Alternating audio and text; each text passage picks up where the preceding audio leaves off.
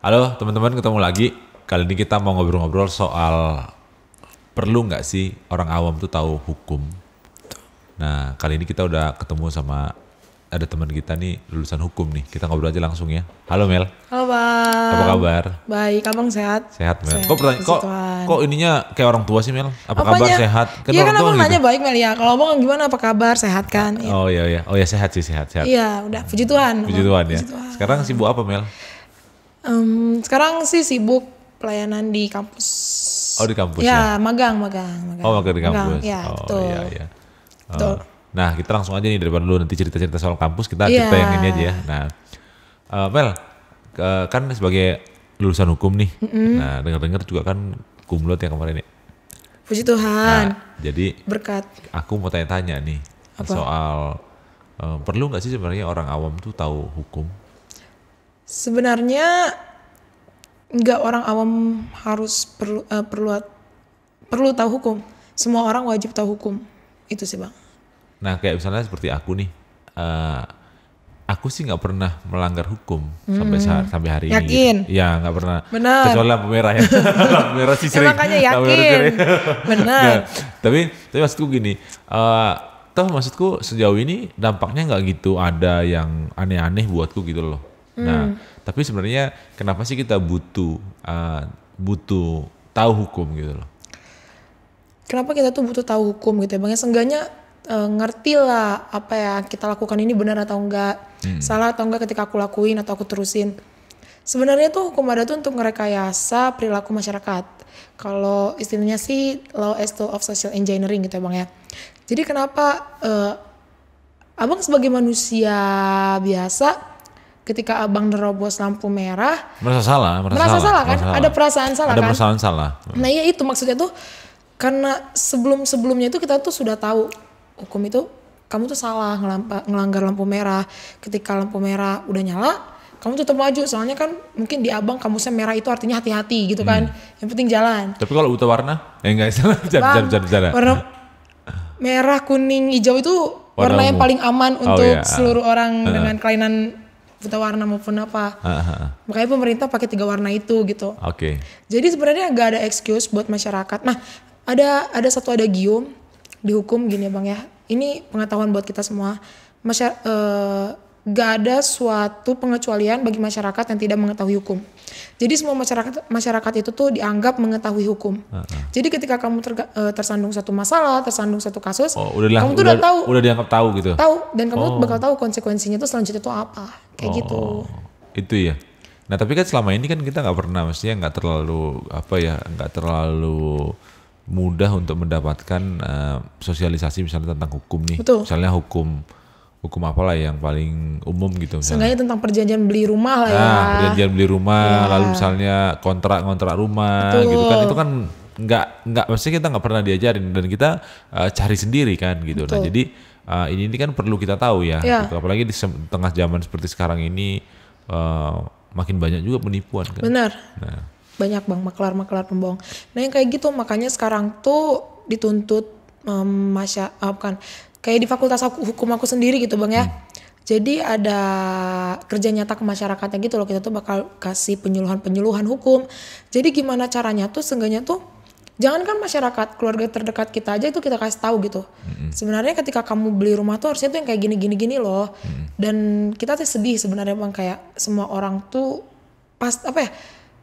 akses untuk mengetahui hukum itu tuh sempit, terbatas.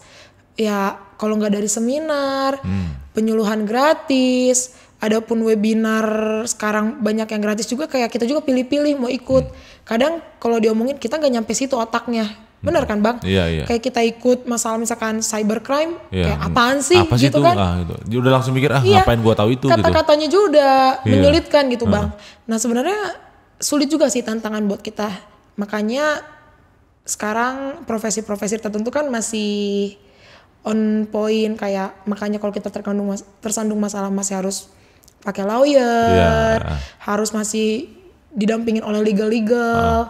Sebenarnya harus berbenah sih Bang dan masyarakat pun harus mau seenggaknya nyari tahu sendiri atau bertanya.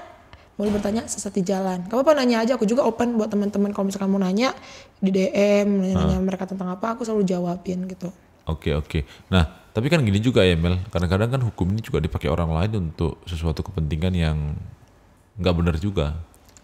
Jadi kadang-kadang tuh kalau kita lihat sebagian kadang-kadang ada yang bilang misalnya aku bilang nih, oh Melin tuh orangnya gini, terus tiba-tiba kamu bilang itu pencemaran nama baik, padahal realnya memang kamu ngomong itu gitu loh. Nah kadang-kadang kita kan menyalahgunakan hukum ini, kadang-kadang disalahgunakan gitu loh. Nah jadi kita sebagai masyarakat nih, apa nih yang harus kita udah tahu hukum, terus kita tahu bahwa hukum itu istilah, kalau temanku bilang gini, hukum itu tajam ke bawah tumpul ke atas. Betul. Kalau jadi misalnya kalau kita kayak di negara kita ini kan ada koruptor dia itu harusnya dihukum lah gitu kan. Iya. Jadi ini kok hukumannya, kalau kadang-kadang kita lihat kok hukumannya kok cuman sekian. Padahal harusnya hukum mati atau apa seumur hidup kayak gitu. Iya, kayak di Cina ya. Kita tapi maksudnya bukan mau bilang ini, tapi di Cina itu si koruptor dihukum mati. Iya, dihukum mati gitu loh. Nah, sebenarnya di sini tuh ada yang mau aku buka gitu ya, insight baru. Abang ngikutin gak sih kasus kemarin Gaga? Ya salah satu gak tahu itu dia influencer atau cuma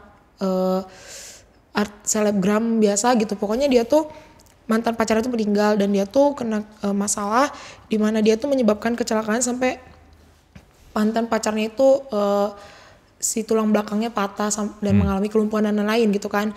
Bahkan kemarin sampai meninggal gitu kan sebagai buntut panjang dari sakit dia itu karena tabrakan yang disebabkan oleh si Gaga ini. Gara-gara mereka mabok dan itu kelalaian dia ketika dia mengemudi dalam keadaan mabuk. Nah di sini tuh kemarin tuh aku lihat nih Bang ya, aku pakai analogi lain ya tapi ngejawab yang abang tadi. Orang-orang tuh bilang kayak Gaga tuh deserve yang namanya hukuman mati atau seumur hidup gitu kan, karena dia telah secara tidak langsung menghilangkan nyawa orang lain.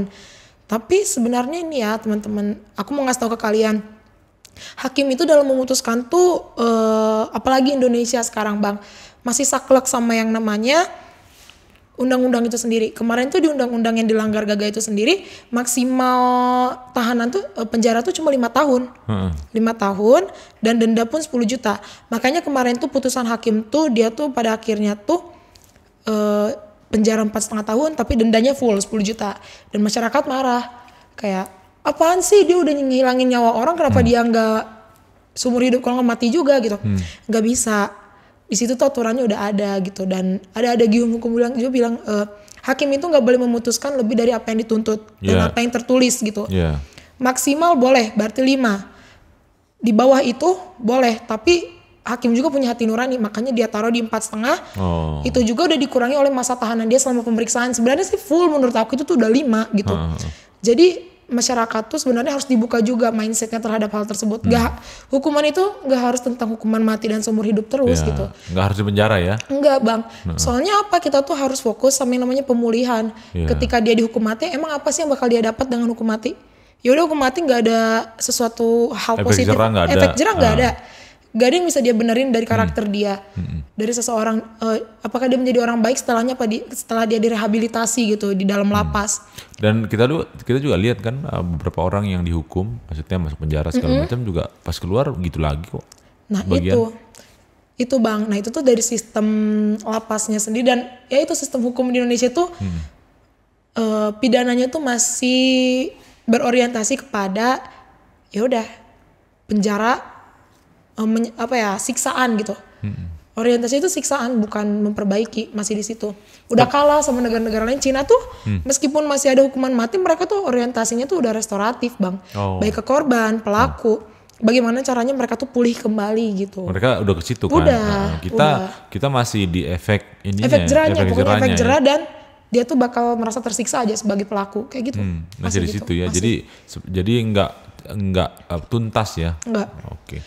Nah, tapi gini juga Mel, tadi aku jadi keinget pas kau jelasin, aku berpikir gini, tetap bahwa hukum itu kan juga kadang-kadang dipermainkan sama orang-orang yang punya kekuasaan atau punya akses terhadap hukum itu gitu. Nah, jadi kita jadi masyarakat nih maksudnya buat apa gue harus taat hukum kalau gitu? Kalau cuma untuk nyelamatin maksudnya kalau cuma untuk jadi mainan gitu loh. Hukum sendiri tuh punya politik sebenarnya Bang ya. Ada politiknya? Ada politik hukum. Jadi produk hukum itu dibuat sendiri tuh, ketika dibuat itu pasti ada kepentingan beberapa orang yang diakomodir di dalamnya. Gak mungkin enggak gitu kan Bang ya. Dan sampai sekarang pun yang kayak gitu tuh nggak bisa lepas gitu bang. Nggak bisa Mau lepas. bagaimanapun kita omongin, karena selanjutnya produk hukum yang muncul pun pasti ada kepentingan orang yang diakomodir. Oke. Itu tuh menjadi apa ya? Kita nggak tahu itu jadi alat pertahanan atau apalah ke depannya buat dia dan para anggotanya atau kelompoknya gitu. Tapi sebaik mungkin gitu ya, kita sebagai masyarakat ya udah positive thinking, ikutin mana yang benar, jauhi mana yang salah, karena kita kan gak punya power ya. Iya, Kita jadi nggak itu punya cara yang power. paling gampang. Itu paling gampangnya. Paling gampangnya gitu ya. Nah, tapi gini Mel, kalau sekarang nih apa sih yang paling merugikan buat kita kalau kita nggak taat hukum? Yang paling merugikan pasti kan berurusan dengan hukum, yang urusannya tuh panjang kali Panjang, lebar, melelahkan. jujur ya bang ya. Di fakultas hukum tuh ada kutukan, bukan kutukan sih, amit-amitnya gitu ya.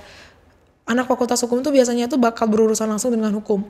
Berurusan langsung dengan hukumnya tuh bukan dalam artian kita bakal jadi asisten, advokat, atau kita jadi paralegalnya. Tapi apa? Kita yang kena kasus hukum itu sendiri. Dan aku tuh ngerasain itu di semester 4, 5 ke 6. Waktu itu tuh keluarga aku sandung masalah hukum dan aku tuh harus turun sendiri gitu bang.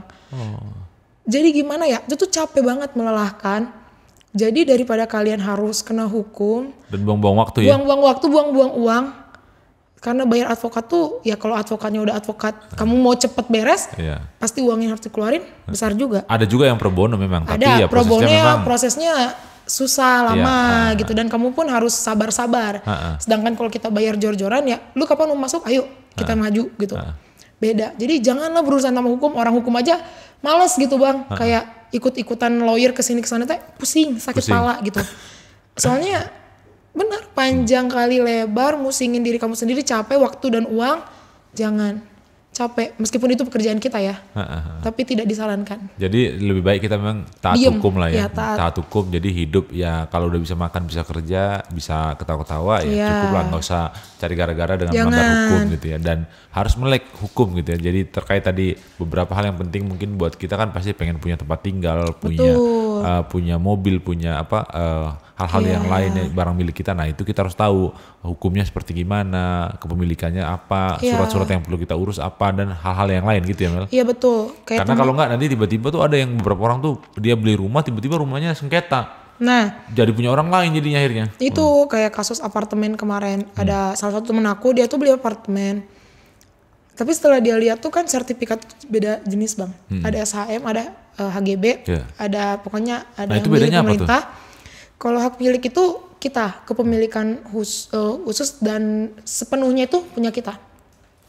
Tapi kalau HGB itu orang itu nggak punya kepemilikan secara penuh terhadap tanah itu. Jadi kalau dia beli apartemen, sertifikatnya itu pasti beda sama sertifikat kita yang rumahnya rumah tapak. Karena dia cuma bisa punya apartemen itu selama 70 tahun maksimal. Jadi setelah 70 tahun itu hilang. Beda sama kita yang beli rumah tapak. Dan pada akhirnya dia nyesel gitu. Tahu gini gue nggak beli apartemen, cenah. Nah yang kayak gitu-gitu kan. Tahu gitu gue mendingan nabung dikit lagi, gue beli rumah. Itu udah hak milik gue bisa jaminkan ke orang tanpa harus pakai APHT lagi, hak tanggungan dan lain-lain. Nah yang kayak gitu tuh butuh edukasi gitu bang ke masyarakat. Apa sih bedanya rumah tapak sama apartemen? Apa sih bedanya ketika kamu punya sertifikat jenis ini dengan jenis ini? Yang mana sih yang bisa kamu gadaikan gitu untuk kepentingan keuangan atau finansial kamu? Yang kayak gitu tuh penting, kalian bisa tanyain gitu, misalkan punya kenalan notaris, teman-teman lain di fakultas hukum, kalian bisa tanyain biar kalian melek sedikit gitu. Kalau gitu ayo kita ke notaris Mel. Ayo kita bikin bang. Bikin bisa. apa? Gedein ini abang. Rumah bang ada kan? Hak milik kan? Ya itu kan, cuma itu satu-satunya Mel. Cuma satu. Hak milik tapi kan? Iya hak milik, rumah tapak. Dan memang aku berpikir waktu itu karena dikasih tau teman, kalau lu ngambil apartemen ntar itu cuma ya temporer gitu. Jadi mendingan lu ambil rumah tapak. Kecuali kalau kelebihan uang ya. Ya kalau kelebihan uang oke lah. No problem sama masalah-masalah ke depannya nggak apa-apa beli apartemen. Iyalah. Enjoy. Betul. Oke kalau gitu Mel kita udahan dulu. Thank you banget udah ngasih tahu kita, ngingatkan kita tentang kesadaran hukum. Jadi teman-teman jangan lupa kita sebagai orang awam harus taat hukum ya. Thank you. Dah.